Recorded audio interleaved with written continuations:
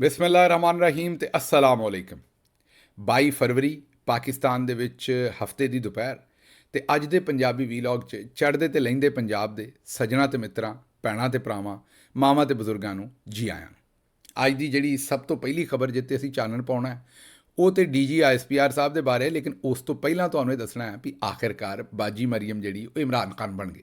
ਹਾਂਜੀ, ਬਣੀ ਭਾਵੇਂ ਫਿਲਮ ਦੇ ਵਿੱਚ ਹੀ ਹੈ, ਮਸ਼ਹੂਰੀ 'ਚ ਹੀ ਹੈ, ਲੇਕਿਨ ਬਣ ਗਈ ਹੈ। ਬਾਜੀ ਮਰੀਮ ਨੂੰ ਬੜੀ ਦੇਰ ਦੀ ਇਹ ਇੱਕ ਰੀਝ ਸੀ, ਖੁਆਇਸ਼ ਸੀ ਵੀ ਉਹ ਛੇਤੀ ਛੇਤੀ ਇਮਰਾਨ ਖਾਨ ਬਣ ਜਾਏ ਅਤੇ ਦਿਨ ਰਾਤ ਕੋਸ਼ਿਸ਼ ਕਰਦੀ ਰਹਿੰਦੀ ਸੀ। ਅੱਛਾ, ਇਹ ਕੰਮ ਬਾਜੀ ਤੋਂ ਹੀ ਨਹੀਂ ਸ਼ੁਰੂ ਹੋਇਆ, ਇਹ ਬਾਜੀ ਦੇ ਅੱਬਾ ਜੀ ਵੀ ਇਮਰਾਨ ਖਾਨ ਬਣਨਾ ਚਾਹੁੰਦੇ ਸੀ। ਲੋ ਤੁਸੀਂ ਆਂਦੇ ਹੋਵੋਗੇ ਵੀ ਐਵੇਂ ਮੈਂ ਤੁਹਾਡੇ ਨਾਲ ਮਖੌਲ ਕਰਨ ਡਿਆ।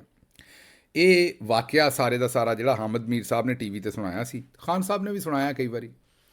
ਇੱਕ ਵਾਰੀ ਵੈਸਟ ਇੰਡੀਜ਼ ਦੀ ਟੀਮ ਇੱਥੇ ਆਈ ਸੀ ਅਤੇ ਉਸ ਵੇਲੇ ਵੈਸਟ ਇੰਡੀਜ਼ ਦੀ ਟੀਮ ਜਿਹੜੀ ਉਹ ਪੂਰੀ ਦੁਨੀਆ 'ਚ ਸਭ ਤੋਂ ਖਤਰਨਾਕ ਟੀਮ ਗਿਣੀ ਜਾਂਦੀ ਸੀ। ਖੰਭਿਆਂ ਜਿਹੜੇ ਬੰਦੇ ਸੀ, ਸਰੂ ਜਿਹੜਾ ਬੂਟਾ ਹੁੰਦਾ, ਉੜੇ ਉਹਨਾਂ ਦੇ ਬੰਦੇ ਸਨ ਜਿਹੜੇ ਗੇਂਦ ਕਰਾਉਂਦੇ ਸਨ।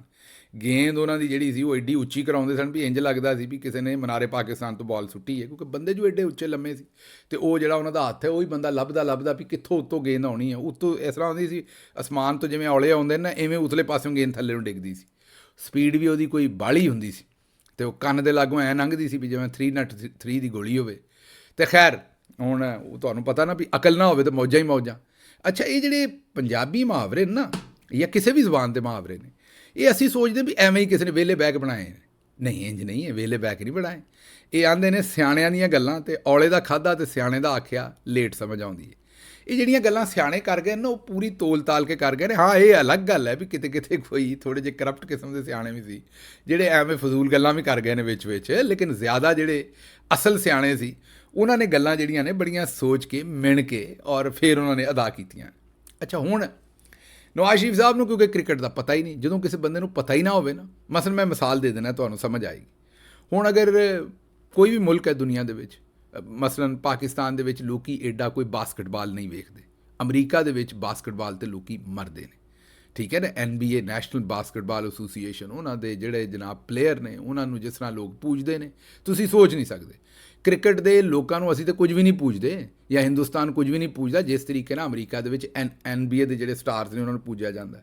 ਹੁਣ ਸੋਚੋ ਵੀ ਜਿਹੜਾ NBA ਦਾ ਕੋਈ ਬੜਾ ਤਗੜਾ ਸਟਾਰ ਹੋਵੇ, ਬਹੁਤ ਤਗੜਾ, ਮਾਈਕਲ ਜਾਰਡਨ ਆਖ ਲਓ, ਕੋਈ ਵੀ ਆਖ ਲਓ, ਉਹ ਉੱਥੇ ਫਿਰਨ ਡਿਆ ਹੋਵੇ ਚੀਚਾਵਤਨੀ ਹੈ, ਜਾਂ ਸਿੱਬੀ ਫਿਰਨ ਡਿਆ ਹੋਵੇ, ਜਾਂ ਸੁਆਬੀ, ਚਲੋ ਜਿਹੜਾ ਤਾਂ ਪਾੜੂ ਮੁੰਡਾ ਹੈ, ਜਿਹੜਾ ਤਾਂ ਥੋੜ੍ਹਾ ਜਿਹਾ ਪਾੜੂ ਹੈ, ਬਾਹਰ ਦੇ ਮਾਮਲਾਤ ਨੂੰ ਸਮਝਦਾ ਹੈ ਕੋਈ ਇੱਕ ਅੱਧਾ, ਉਹਨੂੰ ਤਾਂ ਸ਼ਾਇਦ ਪਤਾ ਹੋਵੇ, ਜਿਹਦਾ ਇੰਟਰਸਟ ਹੋਵੇ। ਜਿਹੜੇ ਮੇਰੇ ਵਰਗੇ ਨੇ ਕਦੇ ਬਾਸਕਟਬਾਲ ਵੇਖੀ ਨਹੀਂ, ਉਹਨੂੰ ਆਖੇ ਵੀ ਇੱਕ ਮਾਈਕਲ ਜਾਰਡਨ ਹੈ, ਉਹਨੇ ਆਖਣਾ ਵੀ ਕੀ ਉੱਥੇ ਵੈਲਡਿੰਗ ਕਰਦਾ ਹੈ ਮੁੰਡਾ, ਕਿਉਂਕਿ ਹੈ ਵੀ ਬਾਹਲਾ ਲੰਮਾ, ਜੁੱਸਾ ਵੀ ਠੀਕ ਹੈ, ਅਤੇ ਲੱਗਦਾ ਕਿਤੇ ਕੋਈ ਗੇਟ ਸ਼ੇਟ ਗਰਿੱਲਾਂ ਵੈਲਡਿੰਗ ਕਰਦਾ ਹੋਣਾ, ਵੀ ਹੱਥ ਵੀ ਬਾਹਲੇ ਲੰਮੇ ਨੇ ਅੜੇ ਦੇ, ਅਤੇ ਇਹ ਲੱਗਦਾ ਵੀ ਉੱਥੇ ਕੋਈ ਲੋਹੇ ਦੀਆਂ ਗਰਿੱਲਾਂ ਵੈਲਡਿੰਗ ਕਰਕੇ ਜਨਾਜ਼ਗਾਹਾਂ ਨੂੰ, ਜਾਂ ਉੱਥੇ ਮੇਰਾ ਮਤਲਬ ਵੱਡੇ ਵੱਡੇ ਪਾਰਕਾਂ ਦੇ ਆਲੇ ਦੁਆਲੇ ਲਾਉਂਦਾ ਹੋਣਾ, ਜਿਹੋ ਜਿਹਾ ਮੁੰਡਾ। ਅਤੇ ਹੁਣ ਉਹਨਾਂ ਨੂੰ ਕੀ ਪਤਾ ਕਿ NBA ਕੀ ਹੈ ਅਤੇ ਬਾਸਕਟਬਾਲ ਦੀ ਉੱਥੇ ਟੀਮ ਦੀ। ਅੱਛਾ, ਜੇ ਉਹ ਜ਼ਿਆਦਾ ਦੱਸੇਗਾ ਵੀ ਮੈਂ ਬਈ ਅਮਰੀਕਾ ਦੇ ਵਿੱਚ ਬੜਾ ਵੱਡਾ ਬਾਸਕਟਬਾਲ ਦਾ ਪਲੇਅਰ ਹੈ, ਤਾਂ ਮੈਨੂੰ ਦੱਸੋ ਵੀ ਪਾਕਿਸਤਾਨ ਵਾਲੇ ਸਮਝਣਗੇ ਵੀ ਇਹ ਬੰਦਾ ਕੌਣ ਹੈ, ਮਤਲਬ ਉਹਦੀ ਕੋਈ ਸਮਝ ਆਏਗੀ ਵੀ ਇਹ ਕਿੱਡਾ ਕਾਹਮ ਹੈ। ਉਹਦੀ ਵਜ੍ਹਾ ਵੀ ਆਪਾਂ ਉਹ ਗੇਮ ਹੀ ਨਹੀਂ ਦੇਖਦੇ, ਆਪਾਂ ਨੂੰ ਪਤਾ ਹੀ ਨਹੀਂ ਵੀ ਉਹ ਗੱਲ ਕੀ ਹੈ, ਕੀ ਬਾਤ ਹੈ। ਹਾਂ, ਸਾਨੂੰ ਕੋਈ ਬੰਦਾ ਇਹ ਦੱਸੇ ਵੀ ਹਸਨ ਸਰਦਾਰ ਸਾਹਿਬ ਬੈਠੇ ਨੇ ਹਾਕੀ ਵਾਲੇ, ਬੰਦੇ ਉੱਠ ਕੇ ਖੜੇ ਹੋ ਜਾਣਗੇ ਵੀ ਬਈ ਕਿਆ ਬੜੇ ਪਲੇਅਰ ਸਨ, ਔਰ ਸੇ ਵੀ ਤੁਹਾਨੂੰ ਪਤਾ ਸ਼ਾਨਦਾਰ ਪਲੇਅਰ ਸਨ ਉਹ, ਜਾਂ ਸਮੀਉੱਲਾ, ਜਾਂ ਕਲੀਮੁੱਲਾ, ਜਾਂ ਕੋਈ ਮਤਲਬ ਯਾਤਾ ਪਹਿਲਵਾਨ ਹੈ ਕਬੱਡੀ ਦਾ, ਜਾਂ ਕੋਈ ਮੇਰਾ ਮਤਲਬ ਸਾਡੀ ਕ੍ਰਿਕਟ ਦੇ ਬੜੇ ਸਟਾਰ ਨੇ, ਤੁਹਾਨੂੰ ਪਤਾ ਹੈ। ਅਤੇ ਹੁਣ ਇੱਕ ਗੱਲ ਦਾ ਸਾਨੂੰ ਪਤਾ ਜੋ ਨਹੀਂ, ਅਤੇ ਅਸੀਂ ਉਹਦਾ ਇਹਤਰਾਮ ਕੀ ਕਰਨਾ ਜਾਂ ਉਹਦੀ ਗੱਲ ਕੀ ਕਰਨੀ, ਸਾਨੂੰ ਉਹਦਾ ਪਤਾ ਹੀ ਕੋਈ ਨਹੀਂ।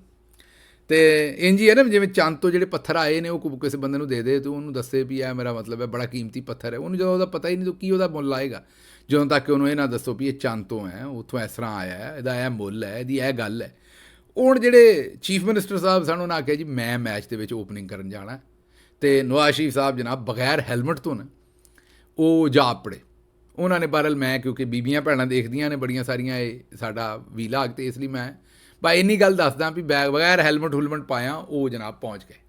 ਉਹ ਇਮਰਾਨ ਖਾਨ ਸਾਹਿਬ ਨੇ ਜਿਸ ਵੇਲੇ ਵੇਖਿਆ ਵੀ ਇਹ ਕੌਣ ਆਉਣ ਡਿਆ, ਉਹਨਾਂ ਨੇ ਚੀਫ ਮਿਨਿਸਟਰ ਸੀ, ਉਹਨੇ ਖੁਆਇਸ਼ ਦਾ ਇਜ਼ਹਾਰ ਕੀਤਾ ਵੀ 2 ਬਾਲਾਂ ਮੈਨੂੰ ਵੀ ਖੇਡ ਲੈਣ ਦਿਓ। ਅਤੇ ਉਹ ਇੰਝ ਹੀ ਹੈ, ਮੈਂ ਤੁਹਾਨੂੰ ਕਿਸੇ ਦਿਨ ਪੂਰੀ ਦਾਸਤਾਨ ਸੁਣਾਵਾਂਗਾ ਵੀ ਜਦੋਂ ਨਵੇਂ ਚੀਫ ਮਿਨਿਸਟਰ ਬਣੇ ਬੁਜ਼ਾਰ ਸਾਹਿਬ, ਅਤੇ ਇੱਕ ਦਿਨ ਅਸੀਂ ਇਸਲਾਮਾਬਾਦ ਜਾ ਰਹੇ ਸੀ, ਅਤੇ ਬੁਜ਼ਾਰ ਸਾਹਿਬ ਨੇ ਮੈਨੂੰ ਕਿਹਾ ਵੀ ਯਾਰ ਇਹਨਾਂ ਨੂੰ ਪੁੱਛ ਵੀ ਜਹਾਜ਼ ਥੋੜ੍ਹਾ ਜਿਹਾ ਮੈਂ ਵੀ ਨਾ ਚਲਾ ਲਾਂ।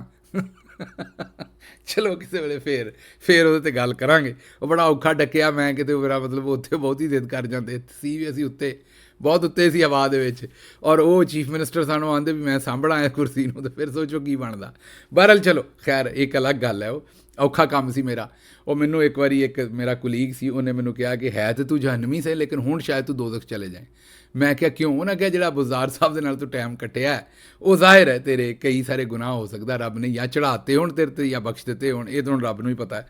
ਬਹਰਹਾਲ ਮੁਖਤਸਰ ਗੱਲ ਵਾਪਸ ਆਨੇ ਜੀ, ਨਵਾਜ਼ ਸ਼ਰੀਫ ਸਾਹਿਬ ਜਾ ਆਪਣੇ ਇਮਰਾਨ ਖਾਨ ਸਾਹਿਬ ਨੇ ਜਿਸ ਵੇਲੇ ਵੇਖਿਆ ਕਿ ਯਾਰ ਇਹ ਪਾਗਲ ਹੋ ਗਿਆ ਬੰਦਾ, ਇਹਨੂੰ ਕੀ ਮਸਲਾ। ਖੈਰ ਉਹ ਆ ਕੇ ਖੜੇ ਹੋ ਗਏ, ਹੈਲਮਟ ਵੀ ਕੋਈ ਨਾ ਪਾਇਆ। ਸੋਚੋ ਉਹਨਾਂ ਬੋਲਰਾਂ ਦੇ ਸਾਹਮਣੇ ਉਹਨਾਂ ਨੇ ਜਿਸ ਵੇਲੇ ਪਹਿਲੀ ਗੇਂਦ ਸੁੱਟੀ, ਓਪਨਰ ਆਏ ਭਾਈ ਹੋਣੀ, ਪਹਿਲੀ ਗੇਂਦ ਸੁੱਟੀ ਤੇ ਪਹਿਲੀ ਕੰਨ ਦੇ ਐਸ ਪਾਸੇ ਉਹਦੀ ਲੰਘੀ, ਤੇ ਉਹ ਕਿਤੇ ਸੂਤਰ ਇੱਧਰ ਨੂੰ ਹੁੰਦੀ, ਤੇ ਮੇਰਾ ਮਤਲਬ ਹੈ ਕੋਈ ਪਾਵੇ ਸ਼ਾਵੇ ਸਵੇਰੇ ਖਾ ਕੇ ਆਏ ਹੋਣੇ ਨੇ, ਰਿਫਲੈਕਸਿਸ ਵੀ ਕੋਈ ਮੇਰਾ ਮਤਲਬ ਤੇਜ਼ ਥੋੜ੍ਹੀ ਹੋਣੇ ਨੇ ਵੀ ਇੰਜ ਕਰਕੇ ਬਚ ਜਾਣਗੇ। ਉਹ ਇੰਜ ਕਰਨ ਵਾਸਤੇ ਵੀ ਤੇ ਬੰਦੇ ਨੂੰ ਤੁਹਾਨੂੰ ਪਤਾ ਹੈ ਕਿ ਪੂਰੀ ਇੱਕ ਟ੍ਰੇਨਿੰਗ ਚਾਹੀਦੀ ਹੈ, ਤੇ ਉਹ ਮੇਰਾ ਮਤਲਬ ਪਟਾਕਾ ਹੀ ਪੈਣਾ ਸੀ ਜਿਸ ਵੇਲੇ ਗੇਂਦ ਵੱਜਣੀ ਸੀ। ਉਹ ਪਹਿਲੀ ਗੇਂਦ ਤੇ ਕੰਨ ਦੇ ਲਾਗੋਂ ਵੱਜੀ, ਦੂਸਰੀ ਆਂਡੇ ਦੇ ਬਿਲਕੁਲ ਲਾਗੋਂ ਦੀ ਲੰਘੀ। ਆਂਡੇ ਦਾ ਮੇਰਾ ਮਤਲਬ ਇੱਥੇ ਹੈ ਸਿਰ, ਕਿਉਂਕਿ ਤੁਹਾਨੂੰ ਪਤਾ ਵੀ ਵਾਲ ਨਹੀਂ ਸੀ ਉਸ ਵੇਲੇ, ਬਾਅਦ 'ਚ ਲਵਾ ਲਏ ਉਹਨਾਂ ਨੇ, ਹੁਣ ਤੇ ਮੇਰਾ ਮਤਲਬ ਹੈ ਕਿ ਉਹ ਠੀਕ ਹੋ ਗਿਆ ਉਹਨਾਂ ਦਾ ਹਿਸਾਬ ਕਿਤਾਬ ਸਾਰਾ। ਲੇਕਿਨ ਬਹਰਹਾਲ ਉਸ ਵੇਲੇ ਉਹਨਾਂ ਨੇ ਦੂਸਰੀ ਗੇਂਦ ਵੀ ਵੱਜਣ ਲੱਗੀ ਸੀ, ਤੇ ਤੀਸਰੀ ਗੇਂਦ ਉਹਨਾਂ ਦੀ ਕਿਸਮਤ ਚੰਗੀ ਕਿ ਉਹ ਮੇਰਾ ਖਿਆਲ ਬੋਲਡ ਹੋ ਗਿਆ ਉਹਦੇ 'ਤੇ, ਜਾਂ ਦੂਜੀ 'ਤੇ ਹੋ ਗਏ ਜਾਂ ਤੀਜੀ 'ਤੇ ਹੋ ਗਏ, ਮੈਨੂੰ ਯਾਦ ਨਹੀਂ, ਤੇ ਉਹ ਬਾਹਰ ਆ ਗਏ। ਵਰਨਾ ਸੋਚੋ ਵੀ ਬਗੈਰ ਹੈਲਮਟ ਤੋਂ। ਤੇ ਇਹ ਨਸਲ ਦਰ ਨਸਲ ਸ਼ੌਕ ਹੈ ਕ੍ਰਿਕਟਰ ਬਣਨ ਦਾ, ਇਹ ਕੋਈ ਨਵਾਂ ਨਹੀਂ ਹੈ। ਬਾਜੀ ਨੂੰ ਕੋਈ ਅੱਜ ਨਹੀਂ ਹੋਇਆ, ਪਰ ਬਾਜੀ ਨੇ ਇੱਕ ਇਸ਼ਤਿਹਾਰ ਬਣਵਾਇਆ ਜਨਾਬ। ਉਹ ਇਸ਼ਤਿਹਾਰ ਦੇ ਵਿੱਚ ਦਿਖਾਉਂਦੇ ਕੀ ਨੇ ਕਿ ਕ੍ਰਿਕਟ ਦਾ ਮੈਚ ਚੱਲਣ ਡਿਆ, ਕੁੜੀਆਂ ਦੀ ਕ੍ਰਿਕਟ ਹੈ ਪਹਿਲੀ ਗੱਲ ਤੇ। ਹੁਣ NGO ਦੇ ਕੋਲੋਂ ਬਾਹਰੋਂ ਪੈਸੇ ਵੀ ਤਾਂ ਲੈਣੇ ਨੇ ਨਾ, ਬਾਹਰ ਵਾਲਿਆਂ ਨੂੰ ਵੀ ਦੱਸਣਾ ਵੀ ਅਸੀਂ ਵੂਮਨ ਇੰਪਾਵਰਮੈਂਟ 'ਤੇ ਬੜਾ ਕੰਮ ਕਰ ਰਹੇ ਹਾਂ, ਸਮਝਦੇ ਹੋ ਨਾ। ਵੂਮਨ ਇੰਪਾਵਰਮੈਂਟ 'ਤੇ ਜਿਹੜਾ ਅਸੀਂ ਕੰਮ ਕੀਤਾ, ਜੋ ਅਸੀਂ ਆਲੀਆ ਹਮਜ਼ਾ ਨਾਲ, ਖਤੀਜਾ ਸ਼ਾਹ ਨਾਲ, ਦੂਜਿਆਂ ਨੇ ਕੀਤਾ, ਉਹ ਤੁਸੀਂ ਵੇਖ ਲਿਆ, ਲੇਕਿਨ ਅਸੀਂ ਵੂਮਨ ਇੰਪਾਵਰਮੈਂਟ 'ਤੇ ਬੜਾ ਕੰਮ ਕਰ ਰਹੇ ਹਾਂ। ਬਹਰਹਾਲ ਉਹ ਜਿਹੜੀ ਸੂਰਤ ਹਾਲ ਹੈ, ਉਹਦੇ ਉੱਤੇ ਇਹਨਾਂ ਨੇ ਬੁਨਿਆਦੀ ਤੌਰ 'ਤੇ ਉਹ ਇੱਕ ਕੁੜੀਆਂ ਦੇ ਕ੍ਰਿਕਟ ਮੈਚ ਦੀ ਪੂਰੀ ਫਿਲਮ ਬਣਾਈ। ਉਹਦੇ ਵਿੱਚ ਵਿਖਾਇਆ ਕਿ ਇੱਕ ਬੱਚੀ ਜਿਹੜੀ ਹੈ ਉਹ ਬੋਲਡ ਹੋ ਜਾਂਦੀ, ਕਲੀਨ ਬੋਲਡ ਹੋ ਜਾਂਦੀ। ਕਲੀਨ ਬੋਲਡ ਜਿਸ ਵੇਲੇ ਹੋ ਜਾਂਦੀ ਹੈ ਤੇ ਉਹ ਜਿਹੜਾ ਕੋਚ ਬਾਹਰ ਹੈ ਨਾ, ਉਹ ਕੁੜੀ ਨੂੰ ਕਹਿੰਦਾ ਹੈ, ਦੂਸਰੀ ਜਿਹੜੀ ਪਲੇਅਰ ਹੈ, ਕਿ ਬਈ ਮੈਚ ਜਿੱਤਣਾ ਬੜਾ ਜ਼ਰੂਰੀ ਹੈ, ਤੇ ਚੱਲ ਜਾ ਕੇ ਕੈਪਟਨ ਨੂੰ ਕੈਪਟਨ ਨੂੰ ਘੱਲ ਅੰਦਰ। ਉਹ ਜਾਂਦੀ ਹੈ ਤੇ ਉਹ ਕੈਪਟਨ ਨੂੰ ਕਹਿੰਦੀ ਵੀ ਚੱਲ ਨਹੀਂ, ਚੱਲ ਜਾ ਕੇ ਬੈਟਿੰਗ ਕਰ। ਉਹਨੇ ਇਸ ਤਰ੍ਹਾਂ ਤਾਂ ਨਹੀਂ ਆਖਿਆ, ਲੇਕਿਨ ਉਹ ਕੋਚ ਦਾ ਤਰੀਕਾ ਇਹ ਹੁੰਦਾ ਵੀ ਚੱਲ ਜਾ ਕੇ ਕੈਪਟਨ ਨੂੰ ਘੱਲ। ਤੇ ਉਹ ਕੈਪਟਨ ਜਿਹੜੀ ਉਹਦਾ ਨਾਮ ਮਰੀਮ ਹੁੰਦਾ, ਤੇ ਉਹ ਜਨਾਬ ਪਿੱਚ 'ਤੇ ਆਉਂਦੀ ਹੈ, ਮਾਰਦੀ ਹੈ ਪਹਿਲੀ ਸ਼ਾਟ, ਤੇ ਬਾਰਡਰ ਤੋਂ ਬਾਹਰ, ਬਾਰਡਰ ਕਹਿਤਾ ਮੈਂ, ਸੌਰੀ ਮਾਜ਼ਰਤ ਅੱਜ ਕੱਲ੍ਹ, ਕਿਉਂਕਿ ਉਹ DGSPR ਸਾਹਿਬ, ਆਰਮੀ ਚੀਫ ਸਾਹਿਬ ਦੀ ਗੱਲ ਹੋਣ ਡਈ, ਹਰ ਸ਼ਾਇਦ ਬਾਰਡਰ 'ਤੇ ਹੀ ਆ ਜਾਂਦੀ। ਬਾਰਡਰ ਮਤਲਬ ਬਾਉਂਡਰੀ ਤੋਂ ਬਾਹਰ।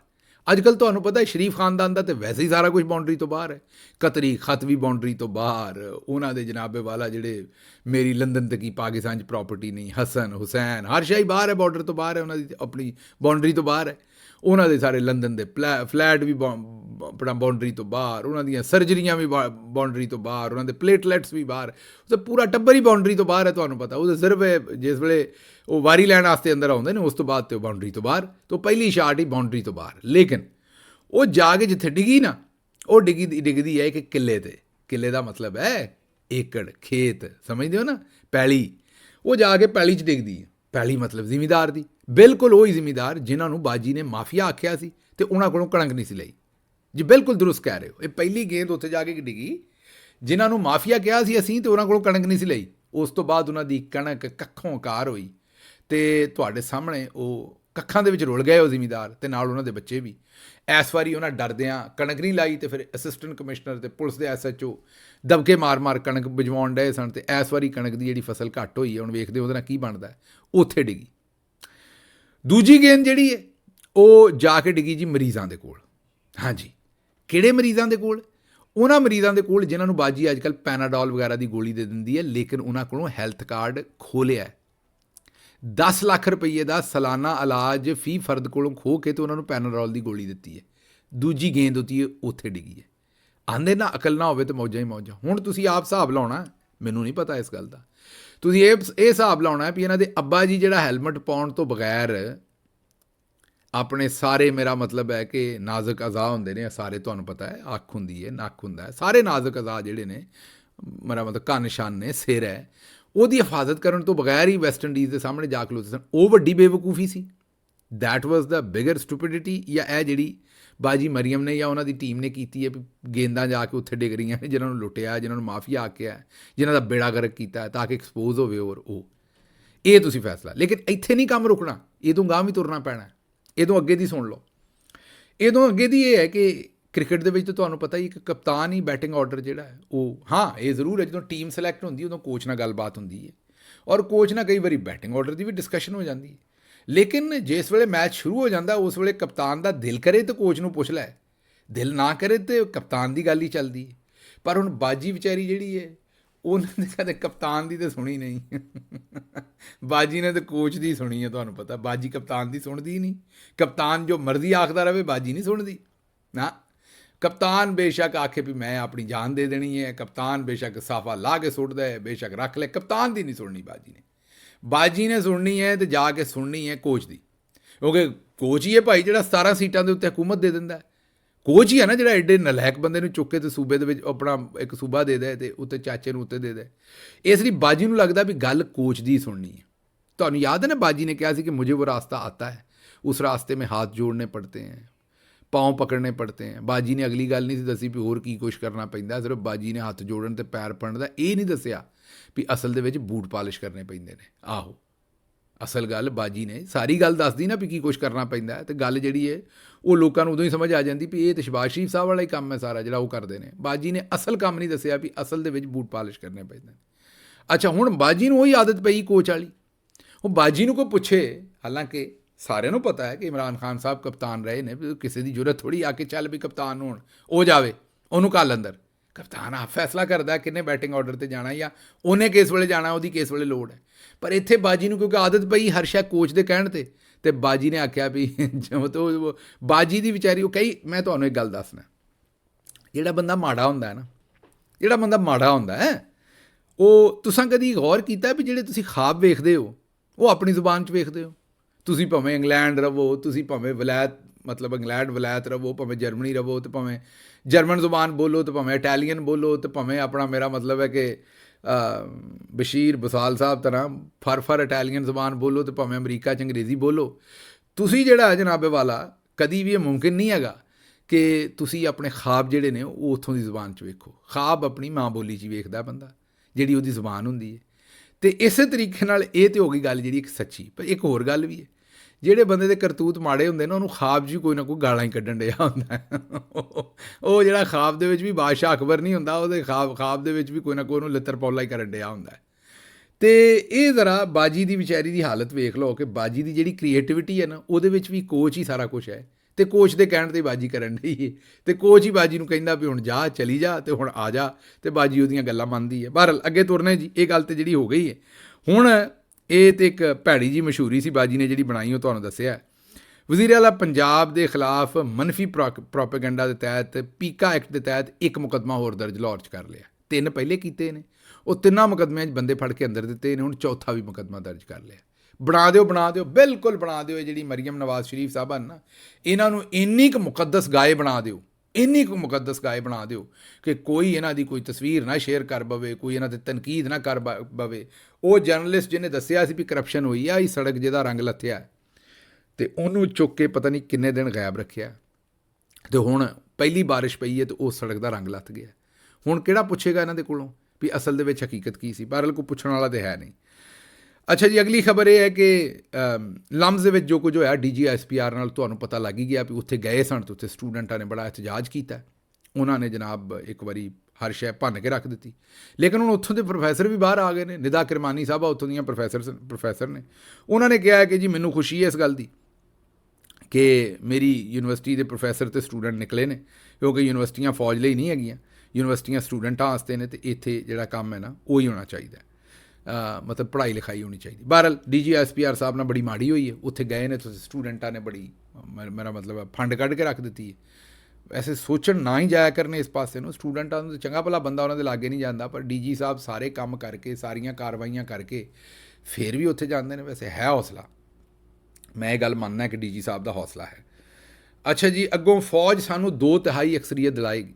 ਇਹ ਜਨਾਬ ਮਹਿਮੂਦ ਖਾਨ ਅਚਕਜ਼ਈ ਨੇ ਆਖਿਆ ਵੀ ਜਿਹੜਾ ਹਵਾਲਦਾਰ ਹੈ ਨਾ ਉਹਨਾਂ ਨੇ ਸਪੀਕਰ ਯਾਦ ਸਾਦਕ ਸਾਹਿਬ ਨੂੰ ਹਵਾਲਦਾਰ ਆਖਿਆ। ਉਹਨਾਂ ਕਿਹਾ ਜਿਹੜਾ ਇੰਡੀਅਨ ਪੰਜਾਬ ਵਾਲੇ ਨਾ ਆਪਣੇ ਚੜ੍ਹਦੇ ਪੰਜਾਬ ਵਾਲੇ, ਉਹ ਹਵਾਲਦਾਰ ਨੂੰ ਹੌਲਦਾਰ ਕਹਿੰਦੇ ਨੇ। ਇਹ ਮੈਨੂੰ ਨਹੀਂ ਪਤਾ ਕਿਉਂ ਕਹਿੰਦੇ ਨੇ, ਤੇ ਤਹਿਕੀਕ ਕਰਾਂਗੇ, ਲੇਕਿਨ ਉਹ ਹਵਾਲਦਾਰ ਨਹੀਂ ਕਹਿੰਦੇ, ਹੌਲਦਾਰ ਕਹਿੰਦੇ ਨੇ। ਤੇ ਇਹ ਜਿਹੜਾ ਹੌਲਦਾਰ ਸਪੀਕਰ ਅਯਾਜ਼ ਸਾਦਕ ਸਾਹਿਬ ਨੇ ਨਾ, ਉਹਨਾਂ ਨੇ ਕਿਹਾ, ਮੈਂ ਨਹੀਂ ਕਹਿ ਰਿਹਾ, ਇਹ ਮਹਿਮੂਦ ਖਾਨ ਅਚਕਜ਼ਈ ਨੇ ਕਿਹਾ ਵੀ ਇਹ ਹੌਲਦਾਰ ਸਪੀਕਰ ਅਯਾਜ਼ ਸਾਦਕ ਸਾਹਿਬ ਕੋਲੋਂ ਪੁੱਛ ਲਓ ਵੀ ਇਲੈਕਸ਼ਨ ਤੋਂ ਪਹਿਲਾਂ ਇਹ ਕੋਇਟਾ ਆਏ ਸਨ ਤੇ ਨੂਨ ਲੀਗ ਦੀ ਇੱਕ ਅਹਿਮ ਸ਼ਖਸੀਅਤ ਨੂੰ ਇਹਨਾਂ ਨੇ ਪੈਗਾਮ ਦਿੱਤਾ ਸੀ ਵੀ ਸਾਡੀ ਗੱਲ ਹੋ ਗਈ ਹੈ, ਸਾਨੂੰ 2/3 ਅਕਸਰੀਅਤ ਫੌਜ ਦਵਾਏਗੀ। ਇਹ ਮਹਿਮੂਦ ਖਾਨ ਅਚਕਜ਼ਈ ਸਾਹਿਬ ਕਹਿ ਰਹੇ ਨੇ। ਮੁਹੰਮਦ ਜ਼ੁਬੈਰ ਸਾਹਿਬ ਕੀ ਕਹਿੰਦੇ ਨੇ, ਜਿਹੜੇ ਨੂਨ ਲੀਗ ਦੇ ਔਰ ਮਰੀਮ ਸਾਹਿਬਾ ਦੇ ਔਰ ਨਵਾਜ਼ ਸ਼ਰੀਫ ਦੇ ਸਾਬਕ ਤਰਜਮਾਨ ਨੇ, ਉਹ ਕਹਿੰਦੇ ਨੇ ਕਿ 8 ਫਰਵਰੀ ਦੀ ਰਾਤ 10 ਵਜੇ ਤੱਕ ਹਰ ਚੈਨਲ ਤੇ PTI ਜਿੱਤ ਰਹੀ ਸੀ, ਫਿਰ ਨਤੀਜੇ ਰੋਕ ਲਏ ਤੇ ਫਿਰ ਤੁਹਾਡੇ ਸਾਹਮਣੇ ਲੁੱਟ ਲਿਆ। ਪਿੰਡੀ ਦਾ ਇਲੈਕਸ਼ਨ ਵੀ ਹਰ ਥਾਂ ਦਾ ਲੁੱਟ ਲਿਆ, ਫਿਰ ਨਤੀਜੇ ਬਦਲ ਦਿੱਤੇ।